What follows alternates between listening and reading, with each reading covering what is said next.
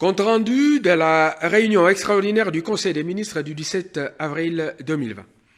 Ce vendredi 17 avril 2020 s'est tenu en vidéoconférence à la Cité de l'Union africaine et à l'hôtel du gouvernement la réunion extraordinaire du Conseil des ministres sous la présidence de son Excellence M. Félix-Antoine Tshisekedi Tshilombo, président de la République, chef de l'État. 2 points figuraient à l'ordre du jour, à savoir 1. Communication de son Excellence Monsieur le Président de la République, chef de l'État. 2. Examen et adoption des textes. De la communication de son Excellence Monsieur le Président de la République, chef de l'État.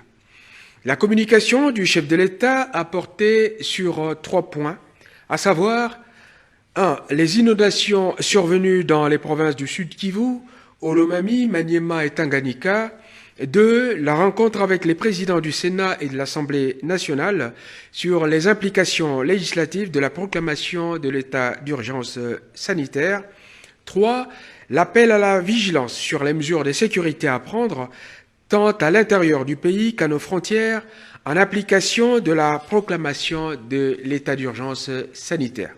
Abordant le point relatif aux inondations qui viennent d'affecter les provinces du Sud Kivu, Olomami, Maniema et Tanganyika, consécutives aux crues d'eau, occasionnant mort d'hommes et de nombreux dégâts matériels, le chef de l'État a exprimé, au nom de la nation, sa compassion et sa solidarité à l'égard des familles prouvées. À ce sujet, le président de la République a demandé au gouvernement de tout mettre en œuvre pour venir en aide aux populations affectées, cela en dégageant les moyens nécessaires.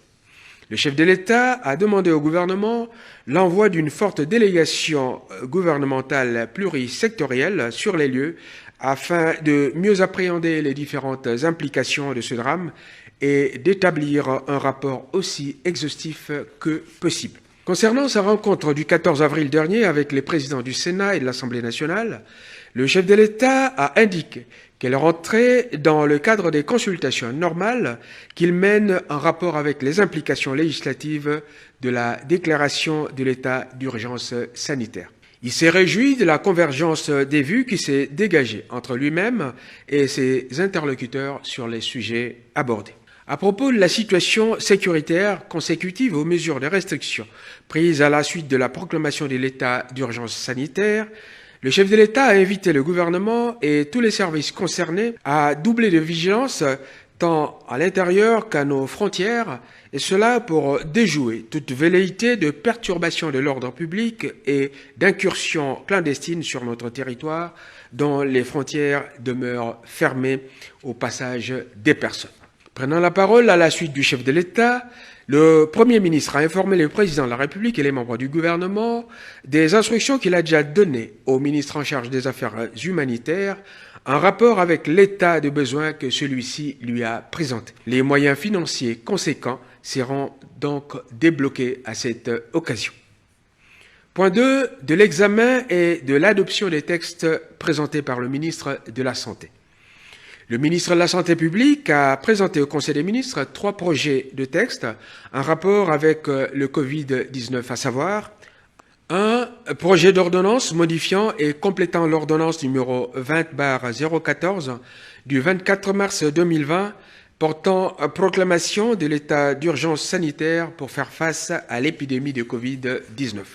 Le Conseil des ministres a adopté ce texte moyennant amendement. 2. Projet d'ordonnance portant prorogation de la durée de l'état d'urgence sanitaire. Après délibération, le Conseil des ministres a adopté ce projet d'ordonnance moyennant amendement. 3. Projet d'ordonnance portant mesures complémentaires nécessaires pour faire face à l'épidémie de Covid-19. Ce projet d'ordonnance a été adopté par le Conseil des ministres moyennant amendement.